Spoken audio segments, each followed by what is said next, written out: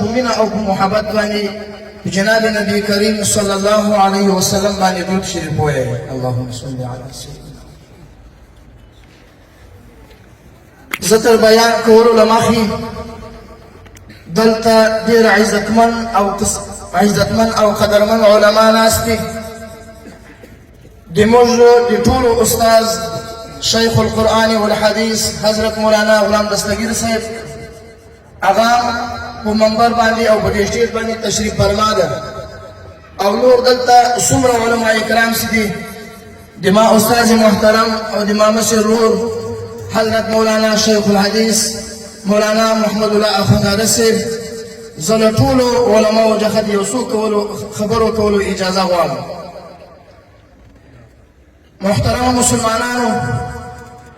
امام غزالی رحمت الله تعالی علیه هغه فرمایي درې قسمه حقوق دي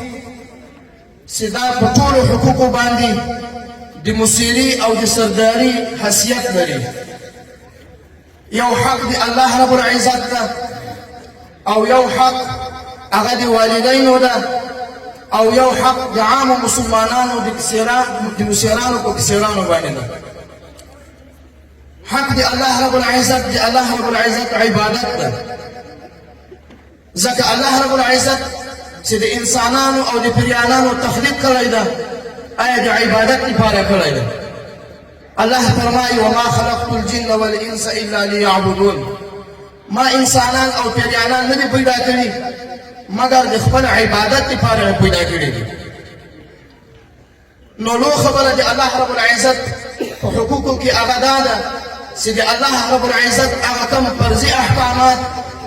چې الله په موږ باندې فرض کړي دي چې دغه په هغه خپله طریقه باندې په هغه خپل وخت باندې ادا کړو. زه نور په دغه باره کې تفصیل نه کوم، دلته مختلف خلک ناست دي، صرف او صرف یو دوه درې خبرې درته کوم. الله رب العزت په دغه آیات مبارکه کې اول د خپل ځان حق ذکر کړو، الله تعبدوا الا الله، تاسې په بل څه نه کوئ، صرف عبادت د الله به کوئ. وبالوالدین احسانا، او له خپل پلار او له مور سره به احسان کوئ. اوس دلته مفسرین حضرات هغه لیکي چې الله رب العزت د خپل حق څخه وروسته ولې ذکر د والدینو وکړو، ولې دلته د نبی کریم صلی الله علیه وسلم د هغه تذکره نه کوي، د قرآن عظیم شان تذکره ولې نه کوي، د دین تذکره ولې نه کوي. دستي الله رب العزت د خپل حق څخه وروسته حق د والدینو ذکر کوي. په اخ کې غرض او مقصد دا ده انسان ته دا ورشي چې ای انسانه د تا د وجود لپاره چې ته د دنیا ته راغلی یې د تا لپاره دوه اسباب دي. یو سبب هغه الله رب العزت ده او بل سبب چې کوم دی هغه د تا مور او پلار دی. که مور او پلار د تا نه وای نو د تا وجود به هم شی نه و، د تا وجود هغه چې پیدا شوی دی د تا د مور او د پلار څخه پیدا کړل شوی دی. محترم مسلمانانو، د مور او د پلار ډېر لوی حق ده. زه مختصره یو څو واقعات درته ذکر کوم. اول خدا د نبی کریم صلی الله علیه وسلم مبارک فرمایي د الله رب العزت رضا دا د مور او د پلار په رضا کې ده. چې له چا څخه پلار او مور راضي وو دا انسان خوش قسمته ده، الله ورڅخه راضي ده. چې له چا څخه خپل پلار او مور ناراضه وو دا بدبخته ده، الله ورڅخه ناراضه ده. امام غزالی رحمت الله تعالی علیه هغه فرمایي انسان د الله رضا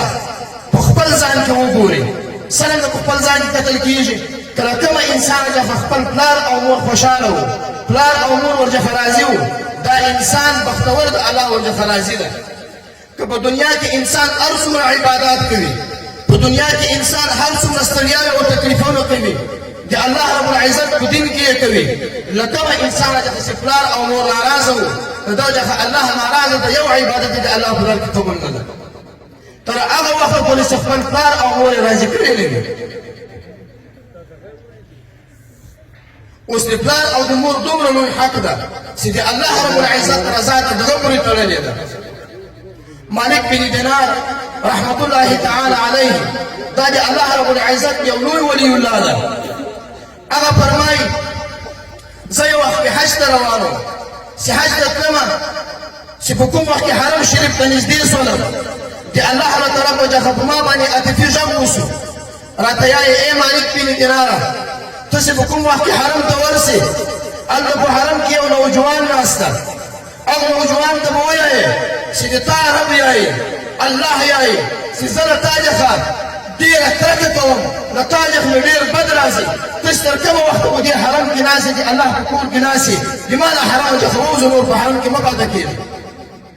مالک بن دینار یایي زه حیران یم ای الله دا حرام خو هغه ځای ده چې په دې کې ته مشرکین معافوې په دې کې ته کفار معافوې په دې کې ته ګناهګاره معافوې الله دا به څومره بدبخته انسان وي چې ته یې په خپل حرم کې نه پرېږدې او ته په خپل حرم کې د هغه توبه نه قبلوې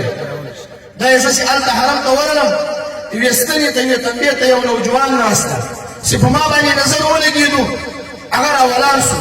ما ته یایي چې ای د الله ولي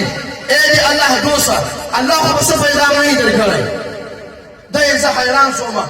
چې الله رب العزت یې له حرمه څخه پسې اخلي او دا یې دومره لوی ولي ده ده ته بیا دا څه معلوم شو چې ما ته الله تعالی پیغام راکړی دی ما پوښتنه ځینې وکوله چې تا ته څه داسې معلوم شو چې الله ما ته پیغام راکړی دی ده راته ویل چې د ما دلته 15 کاله کېږي چې دلته ناست یم د الله چې هر ولي راځي الله ورته ویلي چې ده ته وایي د ما له حرمه څخه ووځه نو زه پوه شوم چې ته هم د الله ولي یې تا د بل الله خامخا دا پیغام درکړی اماد مالهو بالکل الله ما ته دا پیغام راکړی خدا راته ووایه ګناه دې څه ګناه کړې ده جرم دې کوم جرم کړی ده څومره دې الله دې نافرماني دې کړې ده چې الله دې په خپل حرم کې نه معافوي وایي دې راته وژړل چې ای مالک بن دیناره والله که مې یوه ګناه کړې وي نه مې د الله لمونځ قضا کړی ده نه مې د الله روزه خوړلې ده نه مې حج پرېښی ده یعنې د الله چې کوم فرضي احکامات دا مې ټول کړي دي خو صرف دوه غلطي راجخه وشوله هغه دا ده نما سره په یو وخت یو دماش نجلۍ پلار دا را سره ناست و په یوه خبره باندې سره غوسه شول هغه پلار ته ما یوه چاپېړه په دې مخ باندې ورکړله الله د هغه وخته دومره را په قهر باندې ده 15 کاله مې ووتل زه په دې حرم کې الله ته ژاړم الله مې نه معافوي مسلمانانو سوچ وکوئ ما او تا پلار ناراضه کړو ما او تا پلار خفه کړو ما او تا پلار ته خوشکه وکړو ما او تا پلار له کوره پسې واخلو بیا دا خپل ځان دا په کورو کې په الله باندې معافوو بیا دا خپل ځان په دې خاورو او په دې دشتو او بیابانو کې په الله باندې معافوو هغه انسان چې په حرم کې الله ته ژاړي 15 کاله یې وتلي دي الله معافي نه ورته کوي اخري ورته یایي مالک بن دینار چې اوس د دې خبرې یو حل شته ورته نشته هغه ځوان ورته یایي چې ای مالک بن دیناره زه خبر شوی یم د ما پلار چې کوم دغه حج ته روان ده د الله دپاره یې داسې وکړو ما ته یې راخوشحاله ده د الله دپاره یې داسې وکړو چې ما ته معافي وکړي مالک بن دینار یایي د ما دا خبره هېره ده یو ورځ په حرم کې په کعبه معظمه باندې ګرځم طواف کوم چې ګورم یو سپین ږیری سړی ده دا خپله ږیره یې په لاس کې نیولې ده او الله ته ژاړي ای الله زه خپل بچي واله یم ای الله زه خپل بچي دردمن کړی یم ای الله زه خپل بچي ځورولی یم ځورنمه د ده په خوله باندې مې لاس وکښېښو ما له ای بابا د الله څخه وډار شه په خپل بچي باندې رحم وکوه 15 کاله یې وتلي دي چې په حرم کې الله ته ژاړي الله معافي نه ورته کوي الله عفو نه ورته کوي په خپل بچي باندې رحم وکوه د اولیاو په خبرو کې تاثیر وي ما د نصیحت ورته وکړو هغه پلار ته یې پلار یې راته ویل چې بس ما خپل زوی معاف کړی ما رامنډه کړله خوشحالي څخه دغه نوجوان ته رالم ورته مې وویل ما ای نوجوانه مبارک څه خپل پلار معاف کړلی خپل پلار تا ته عفو وکوله او نوجوان څه راته یایي چې ای مالک بن دیناره داسې کیسه یې نه ده که چېرې زه خپل پلار نه وای معاف کړی او خپل پلار معافي نه وای راته کړې او زه دغسې مجرم له دې دنیا څخه تللی وای د قیامت په ورځ به هغه د جهنم فرشتو به ما ته زنځیرونه راچولي ول زه به په زنځیرو کې جهنم ته کشولم او ټول اهل معاشر به راته کتل زه به خجل او شرمنده ولمه ته به اوس یو کار کوې ما ته به هم دې غاړې ته پړی را اچوې رسۍ به را اچوې زه به په څلورو پښو باندې درسره ځمه چې دا ټول اهل حرم ما ته وګوري چې څوک د خپل پلار نافرمانه سي هغه د سپي غوندې زندګي تېروي او د سپي په رقم باندې خپل پلار ته ورسي مالک بن دینار یایي ما دې د غاړې ته تازه ور واچاو دی په حرم کې په څلورو پښو په ما پسې روان ده ټول اهل حرم ورته ګوري ګوره پلار بیا هم پلار ده د پلار چې نظر ورباندې ولګېدو د پلار د انتها زیات شفقت وي چې د ما زوی هغه په حرم کې د سپي په شکل باندې را روان ده او ټول اهل محشر ورته ګوري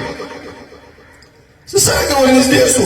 د خپل بچي په سر باندې یې لاس کېښو او ورته یې ای بچیه ما تا ته عفو کړې ده ما تا ته مغفرت کړی ده الله رب العزت دې معاف کړه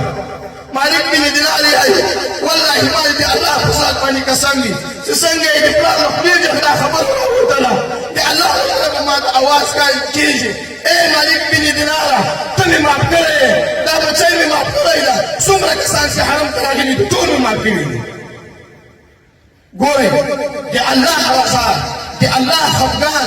دا تر چا پورې تعلق لري تر مور او تر پلار پورې تعلق لري ای نوجوانه چې په خپلې ځواني باندې غلط نه سې ای نوجوانه چې په خپل طاقت باندې غلط نه سې ای نوجوانه چې په خپل کسب باندې غلط نه سې د خپل سپنجري پلار قدر در سره پیدا کړه د خپلې بوډۍ مور قدر در سره پیدا کړه که ته هر څومره نوجوانه یې که ته هر څومره طاقتور یې که ته هر څومره کسبګر یې خو لیکن هغه سپنجری پلار او هغه بوډۍ مور چې تا څخه ناراضه وي زه دا درته یم په والله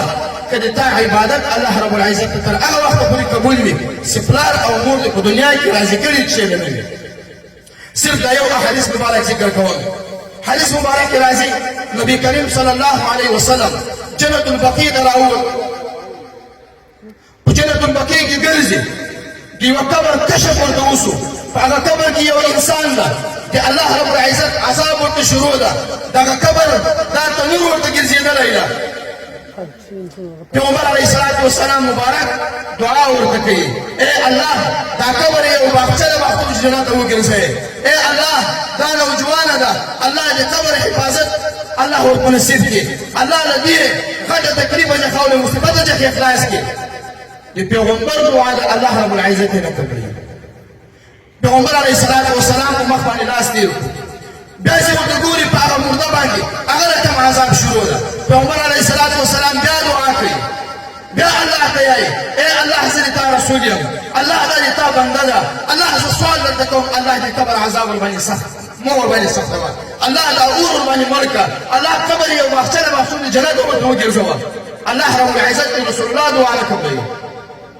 دریم وار بیا دعا کوي الله رب العزت پیغمبر علیه الصلاة والسلام دعا نه قبلوي پیغمبر علیه الصلاة والسلام راغی په مسجد النبوي کې اعلان وکاو خلکو ته یې ای انسانانو په جنت البقیع کې چې هر چا مړی پروت وي هر انسان د راشي په خپل قبر باندې ودرېږي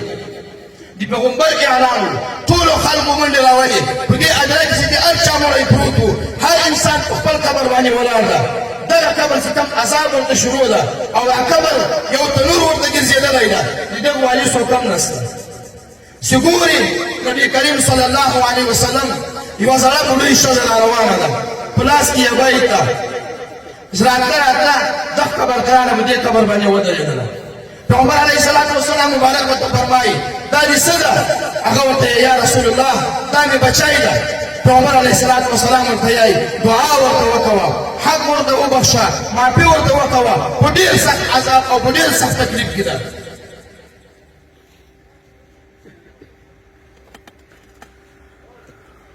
دا ورته یایي یا رسول الله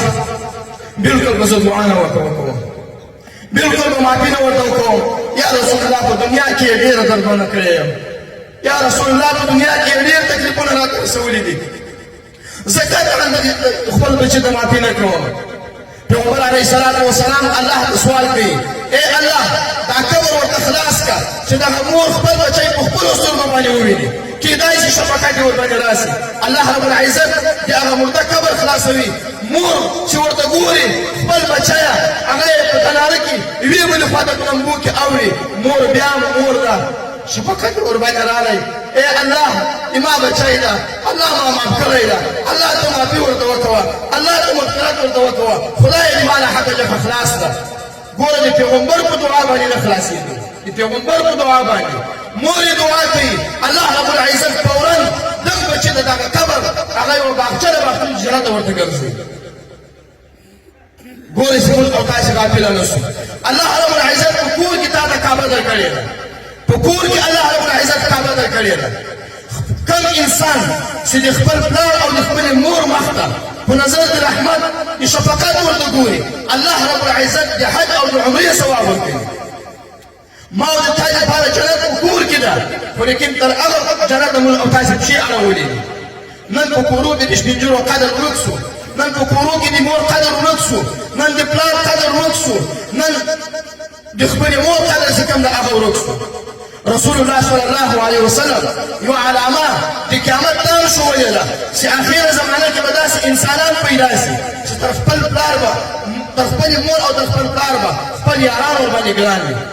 نن هغه وخت راغلی ده یاران ورباندې قسم قسم خرچې کوي قسم قسم لباسونه ورته کوي خو لیکن پلار یې په غړو جامو کې ګرځي په پرې شکونو کې ګرځي دا د تا له الله سره اخلاص نشته دا د الله له دین سره اخلاص نشته تر هغه وخته پورې الله رب العزت